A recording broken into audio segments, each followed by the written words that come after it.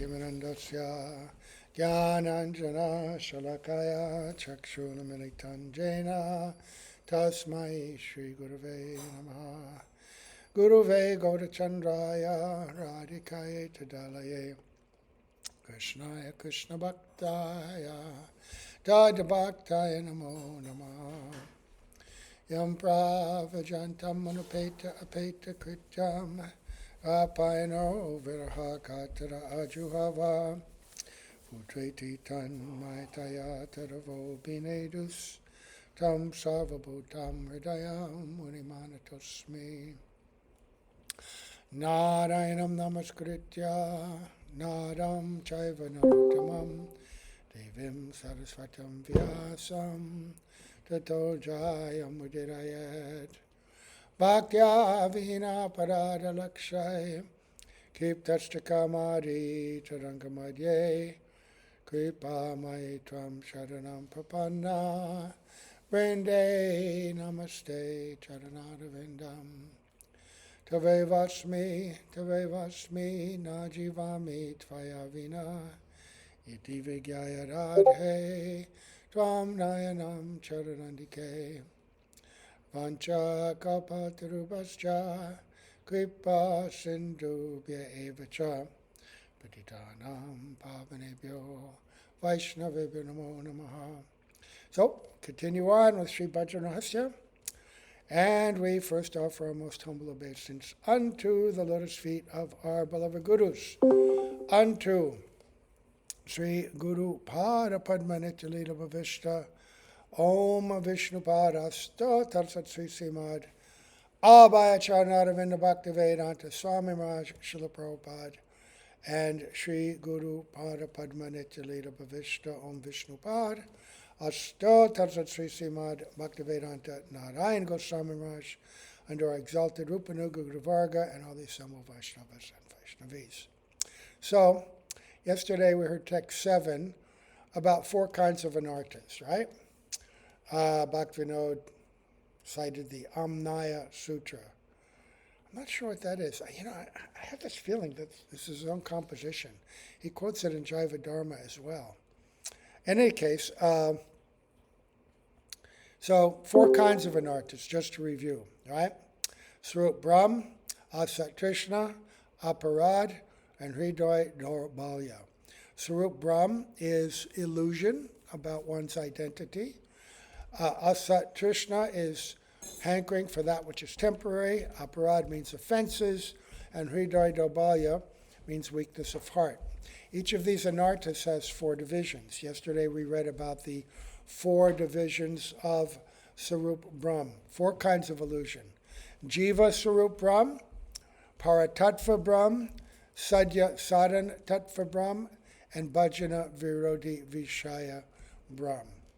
Right? So the Jiva Swarup Brahm was ignorance of one's actual identity as a spiritual entity, right? Thinking we're this body. Paratattva Brahm, illusion about the nature of the absolute truth, right? The highest consideration.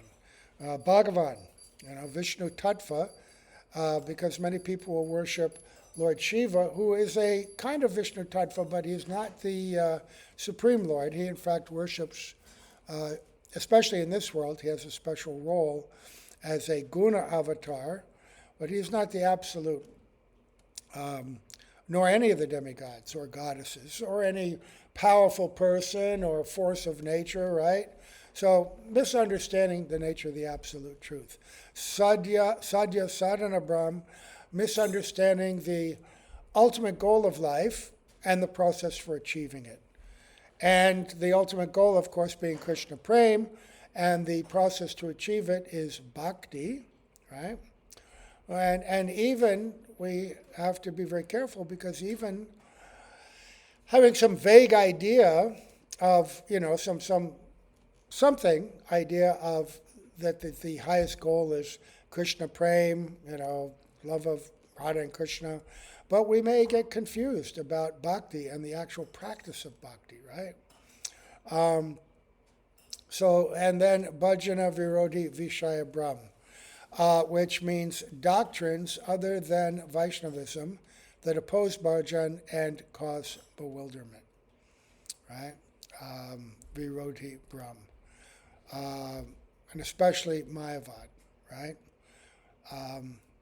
But anything that detracts or degrades pure Vaishnavism, right? Sometimes things come in the guise of Vaishnavism.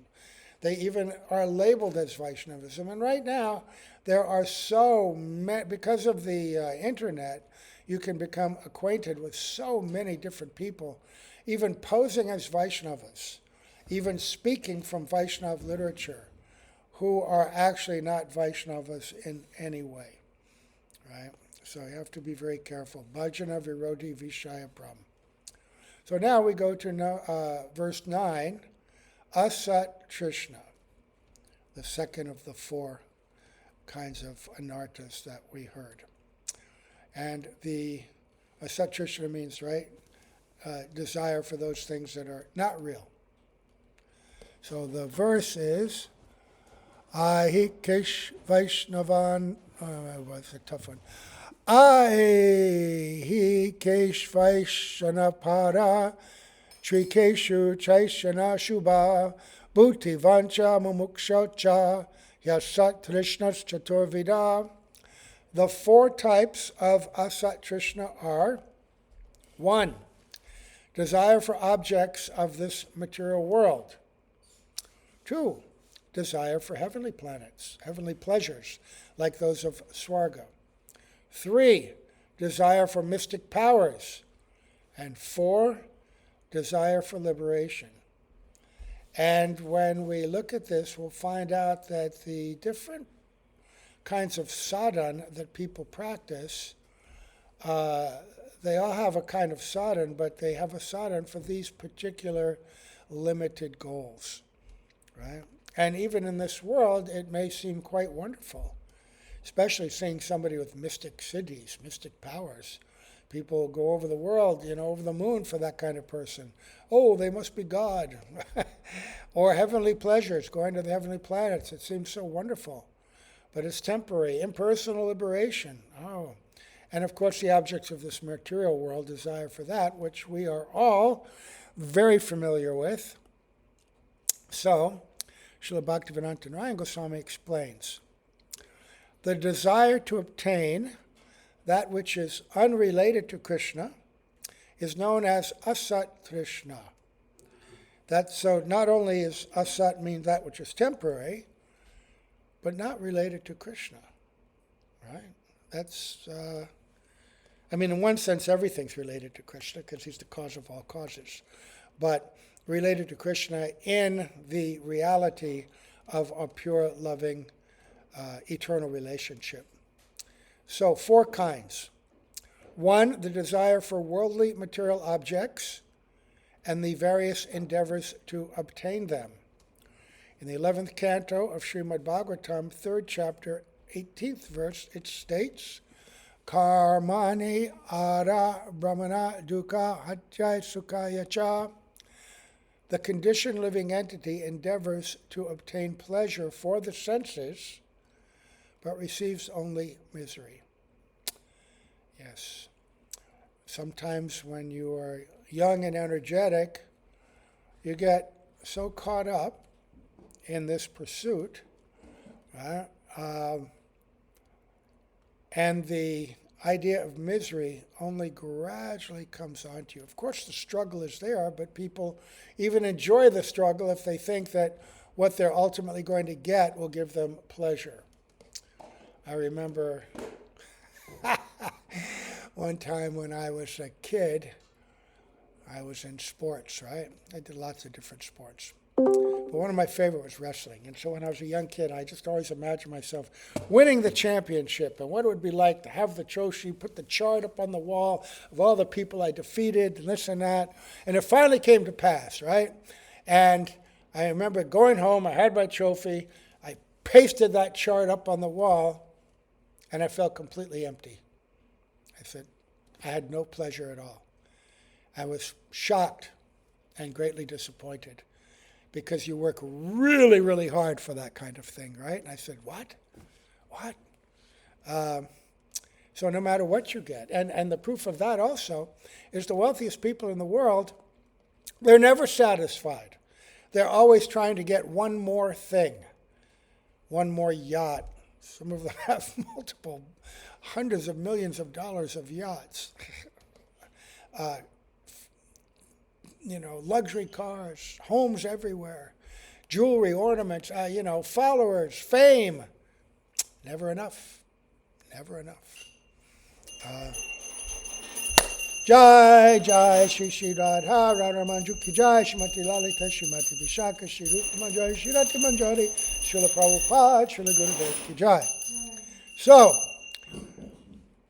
and the misery comes that no matter what you've achieved, even if you think, I'm pretty happy, ultimately old age, disease, and finally death grab you. And that's not pleasant. So, the objects of this world, the enjoyment of this world. Number 2, desire to obtain the pleasures of the heavenly planets and the worship of various demigods and goddesses. From our perspective, that sounds absolutely extraordinary when you read the descriptions of Swarga, the lives of the Apsaras and the Gandharvas, and what they can do. Oh, it just seems so amazing. But that's also temporary. And the accounts of when it's all over and you have to fall back down, you get so caught up in that you forget that it's also temporary. And even though in that body you actually have even greater facility in some ways for spiritual elevation, because when you go to the heavenly planets, you're freed from the mode of ignorance and mostly from passion, right? You're situated in mostly goodness. And there are great sages and personalities and from higher planets that come down, but you get so distracted and thinking, I'm going to be living for millions of more years. I can do all that later. But then that time comes as well. 3, desires to obtain mystic powers in order to bewilder people by material wonders and thereby attain wealth, worship, prestige, and so forth. Human beings are attracted to Ashtanga yoga and to mystic powers like anima and lagima, right? Being able to make yourself smaller than the smallest, larger than the largest, weightless. So many mystic powers. They're all described in the Bhagavatam. Is it 12th canto? I haven't read that in a long time. 2 sets of different kinds of mystic powers. Quite amazing. But ultimately, no matter what you have, this whole world is going to be all wrapped up and put back into the, Lord Brahma is going to wind it all up, and then he's going to wind up into Garbhodakshay Vishnu, and ultimately Garbhodakshay Vishnu winds up into Mahavishnu. Nothing here is permanent, right? And then 4, the desire for liberation. That means liberation in the impersonal sense. Even Brahman, there's a kind of bliss there, Brahmananda, but it's devoid of a knowledge of one's spiritual identity and one's loving relationship with the Lord and the intense joy that one gets in that relationship. Brahman realization is considered hellish for the devotees. And these 4 desires are all opposed to bhajan. And therefore devotees of Bhagavan never accept them. So it's important to look at these things and try to detect in our own hearts, do we still have these kinds of desires? Are we being distracted by them? Are we being seduced by them? Right? Now verse 10 talks about aparad, 4 kinds of aparad. Krishna nama surupeshu tadiya chitkaneshu cha Jaya Buddha Ganar Nityam Aparadas Chaturvida. The 4 kinds of aparad are 1. Offenses to Krishna's name, namaparad. 2. Offenses to Krishna's deity form, seva aparad. 3. Offenses to that which belongs to Krishna, or in other words, to Giri, Raj, Govardhan, the Ganga, the Jamuna, the Dham, or the lotus feet of the devotees, right? Everything that's connected with Krishna. His devotees, his dham, his world, right? And 4, offenses to other living entities, who are all infinitesimal particles of spirit belonging to Krishna. Jiva aparad, right? A lot of people overlook that. Oh, what could be the harm? How will that destroy my bhakti? These are just karmis. These are just, it's just a dog, just an animal, right? Who cares? Even I've heard, great devotees say, even you shouldn't try to kill a bug or a mosquito in the dham, right? You're surrounded by mosquitoes being tormented. I see everybody doing it. I've done it myself, with a prayer, but I've done it. But, any living entity, you have to be careful. And then the last one, because all of these are going to be elaborated on more later in this chapter. Text 11, Hridoy Dolbarya is of 4 kinds, as stated in the Amnaya Sutra. Tuchas Sakti Kutinati Matsayam Sa Patishtata Hrid Dolbalyam Budai Shashvaj Gyayam Kilachaturvidam. Scholars consider Hridoy Dolbalya, which means weakness of heart, right, of 4 types. 1, attachment to worthless objects, that is, attached to objects unrelated to Krishna, right? Sort of like Asat Krishna, right? But you should be educated and aware, but despite being educated and aware of this, if you still maintain that attachment, it's because of weakness of heart. Weak heart, weak mind, right? 2, hypocrisy and deceit. Kuti nati. This pervades the conditioned being in so many ways. Hypocrisy and deceit. We'll delve into that a little bit later. 3, envy upon seeing the prosperity of others, whatever the prosperity, even the happiness of others, right? How dare that guy, or why do they get that and not me, or why is Guru kind to him and not to me? All different subtle ways in which we mistake the reality of things and become envious. And 4, desire for prestige and position, pratishta, that desires pratishdasha. And that's described in some detail in the Manashiksha by Narottam Das. Right? So, then Srila Narayan Raj explains, Hridoy Dolbalya gives birth to 6 enemies. Lust, kam, anger, krodha, greed, lobha, delusion, moha, pride, madha, envy, matsarya, and their waves result in distress, shoka, bewilderment, moha, hunger, shudha, thirst, pipasha, old age, jara, and death, ritu. Read 2nd chapter of Bhagavad Gita. These things are brought up quite a bit. So, Hridoy Dolbalya. Really, as long as we have that weakness of heart, it's going to contaminate and infect and weaken every other thing all the other anarthas we're trying to overcome. Because as long as we have envy, right, matsarya, greed, pride, right, these mentalities, they affect our dealings with others. They afflict our service relationship, our desire to become the real servant of the servant, the ability to embrace Mahaprabhu's instruction of Tarnadapi Sunichena Torodapi Sahishnana Amanina Manadena Kirtaniya Siddhahari. offering all respect to others, not seeking it all for oneself, right? Feeling oneself very humble, insignificant, tolerant, compassionate. So, then Bhaktivinoda Thakur says, all anarthas are nullified by Nam Sankirtan. And in the first chapter of the first canto, in the 14th verse, this, first and second chapters, so important. Everything is there, summarized.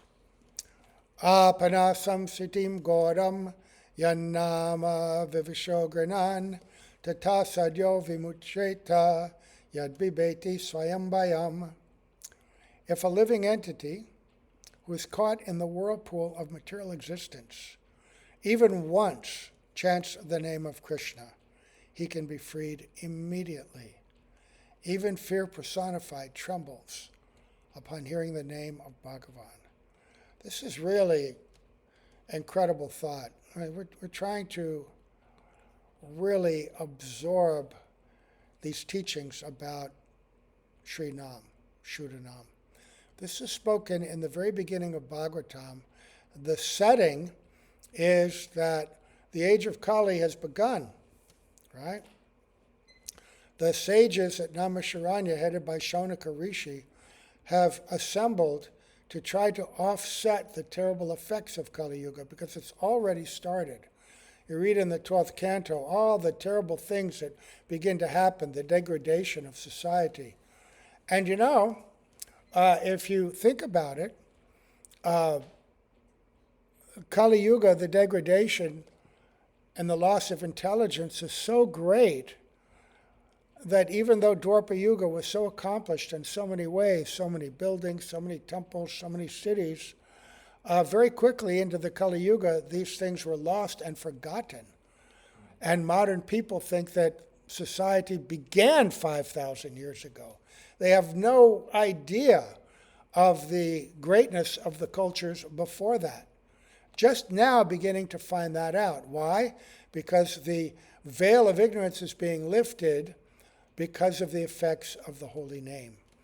And by becoming aware and validating the existence of these cultures and the spiritual knowledge that they had, this is going to help put society on the progressive path.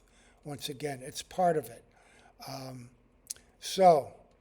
And in that first chapter, when you contemplate how terrible the Kali Yuga is, and all you got to do is, just look at the news. There's war going on. Always it's been going on all over the world. Well, you're in your country and you focus, we're doing this, we're doing that. But all over Africa, there's wars. There's people warring together. In Asia, India, Pakistan, one city against another, one family against another. It's quarrel, the age of quarrel. Constant wars on various scales, but constantly going on. And so many challenges and so many diseases and plagues and sickness and unhappiness. And it just seems like it's impossible to do anything about.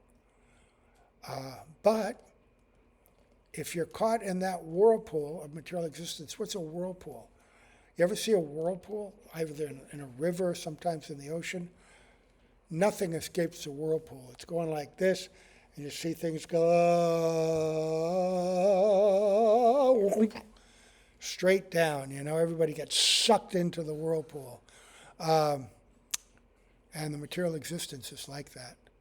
But even once chanting the name of Krishna, you can be freed immediately. Wow. That's why suffering is good. Don't, hide from your suffering. Embrace it because it helps with detachment and a realization that, hey, no matter how much I'm suffering now, it's only going to get worse. As I get older and older. Whatever you think you're doing now, it just gets worse. But if you develop the spiritual consciousness, you can step outside of it. Step outside of it. Yeah.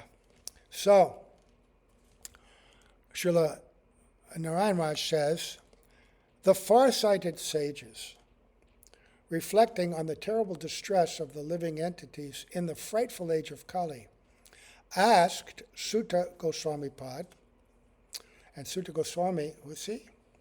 He is that personality. He was the son of Ramaharshan, who was the sage who was the more or less the authority on the Puranic literature. And he had so many disciples and people he would teach Puranic literature, Puranic conclusions. And Lord Baladev was traveling around India during the battle of Kurukshetra. Krishna asked him not to be there. And so he came to Naimisharanya, where some 60,000 sages were listening to Ramaharshan, who was seated on a high platform speaking to them all. And when Lord Baladev came in, all the sages stood up and offered him respects. But Ramaharshan did not. He was thinking, oh, he's just a Kshatriya. I'm a Brahmin. I'm the leader of all these sages.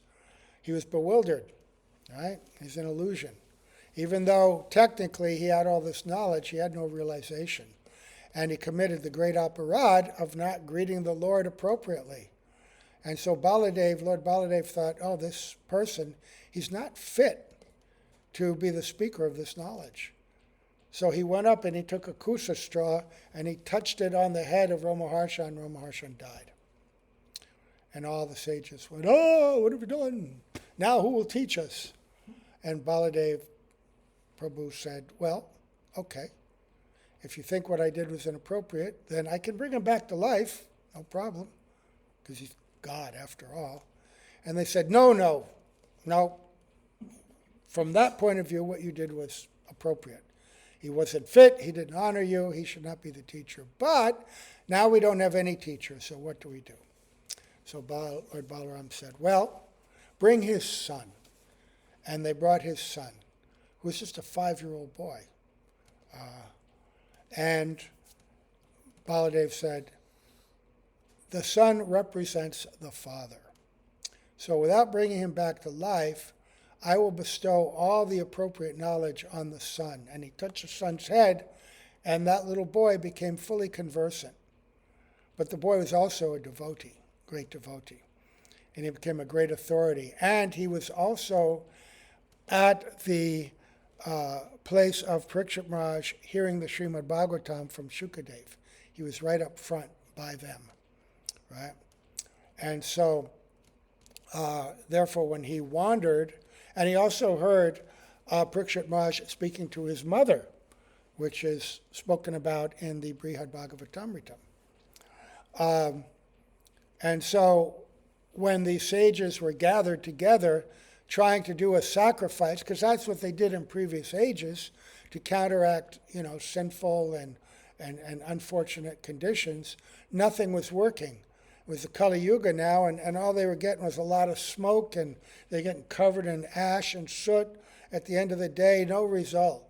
And Sutta Goswami came, and Shonaka, on behalf of all the sages, asked questions to him. And Shonaka asked Sutta Goswami Pad, oh, Somya, how can the conditioned living entities who are attached to material existence become liberated? Sutta replied, association with devotees of Bhagavan is the only means. Bathing in the Ganga destroys sins, but all sins are nullified solely by having darshan of a devotee who is dedicated to the holy name. The direct result of associating with Bhagavan's devotees and serving them is the attainment of prem. If a living entity merely utters the holy name at the time of death, Namprabhu will bestow prem upon him. All right. So very, very powerful instruction. So the Yuga Dharma was laid out at the beginning of the Kali Yuga, but it wasn't until Mahaprabhu came that it was really taught and understood in its full glory and empowered. Mahaprabhu empowered that process and revealed it to the world, and the highest goal for that process. Because now Prabhu can give you all goals. He can even give you material goals, if that's what you want. But you can go to Vaikuntha, you can go to Ayodhya, you can go to Dwarka, or you can go to Braj. Or you go to all the different planets of all the different incarnations. But the highest goal is described ultimately in the 10th canto, right? So, Bhaktivinoda Thakur goes on and says, Srimad Bhagavatam states, and this is 11th canto, 2nd chapter, 37th verse. Gurudev, Srila Bhaktivinoda Narayan Maharaj liked this verse. There's a lecture of him. It's in actually a little booklet where he quotes this verse and asks someone to explain it. I believe my godbrother Padmanabh Maharaj gives a nice explanation, and then Gurudev goes on. So the verse is, Bhayam tritiya biniveshata syad, ishara petesya vipardayo smriti, tanmaya yato buddha abhajatam, bhaktya kayesham gurudeva tatma. The jiva, who is averse to Bhagavan, forgets his own constitutional nature because of his association with Maya. Due to this forgetfulness, he becomes absorbed in the conception that he is the material body and thus thinks, I am a demigod, I am a human being. In this state of bodily identification, he fears old age, disease, and so forth. Therefore, those who know the truth should consider their own guru as Ishvara, the Supreme.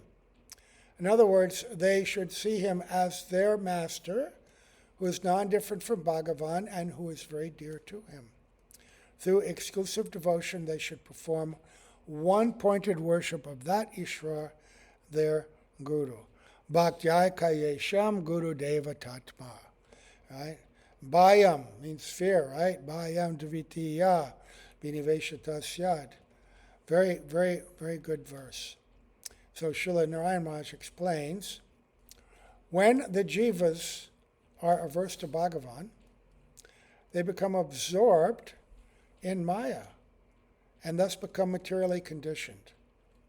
Maya Devi, through her two functions of avaranatmika and vikshepa-atmika, remember, one is throwing down into this world, and the other is covering you with the false identification of a material body. Avaranatmika and vikshepa-atmika makes the living entities wander in the prison-like material existence, suffering its torment by thinking they are the experiencers of happiness and distress. A person who is resolute takes shelter of the lotus feet of a bona fide guru and is thus able to cross over the material existence. By accepting the guidance of a guru who has realized Bhagavan, and by being absorbed in intimate service, Vishramba Seva, to him, one attains the mercy of Bhagavan, and material identification goes far away. One will attain knowledge of one's own Swarup, Bhagavan's Swarup, and the Swarup of the illusory energy, by understanding the spiritual master to be near and dear like his own soul, and by serving him. By the Guru's mercy, the living entity will ultimately be engaged in eternal service in Bhagavan's abode. Right? So this is, in a nutshell, how bhakti is introduced, practiced, and perfected, all by the grace of Sri Guru. And it says that when you're adverse to Bhagavan, you become absorbed in Maya, materially conditioned. You become fearful, right? And you suffer. And for us, that happens in and out throughout the day. You know, the mental misery, our anger, our distress, our depression, right? Even the joy we have. Oh, look at this prasad. You know, if it's not transcendental, oh, I'm tasting the Ardhanamrita, Krishna's transcendental remnants, the nectar of his lips, that like the most qualified persons do, we're not tasting prasad as it really is yet. So most of our experiences are still only reflections of bhakti.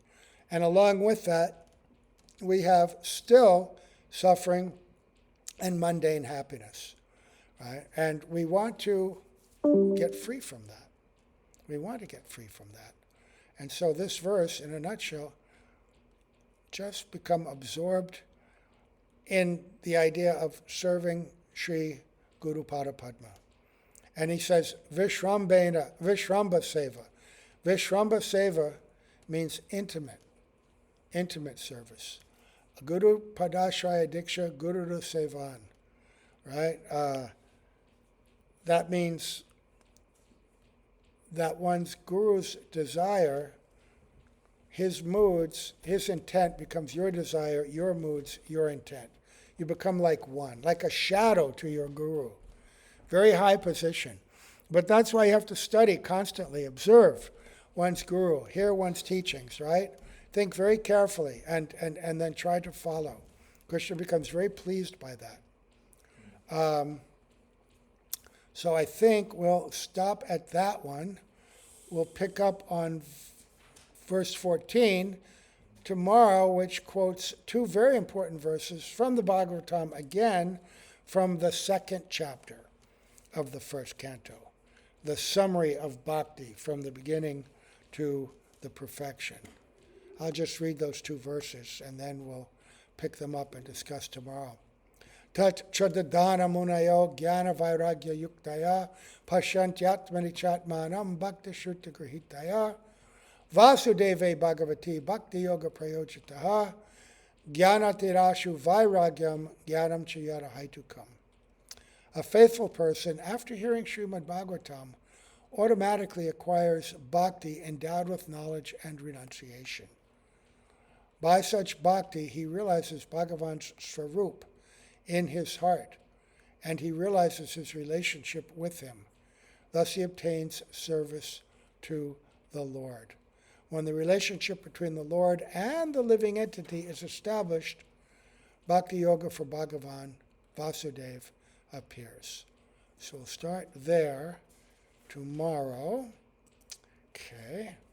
So offering obeisances, humble, grateful obeisances at the lotus feet, Sri Guru Pada Padma Srila Abhaya Charanaravinda Bhaktivedanta Swami Maharaj Srila Prabhupada and Sri Guru Pada Padma Bhaktivedanta Narayan Goswami Maharaj and all of our exalted Upanuga Varga Gaur Premanande.